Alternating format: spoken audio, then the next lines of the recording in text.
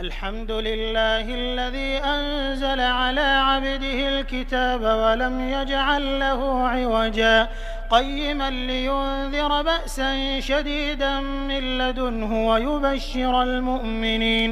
ويبشر المؤمنين الذين يعملون الصالحات أن لهم أجرا حسنا ماكثين فيه أبدا وينذر الذين قالوا اتخذ الله ولدا ما لهم به من علم ولا لآبائهم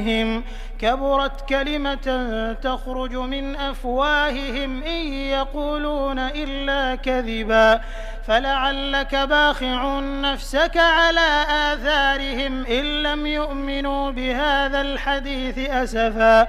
إنا جعلنا ما على الأرض زينة لها لنبلوهم أيهم أحسن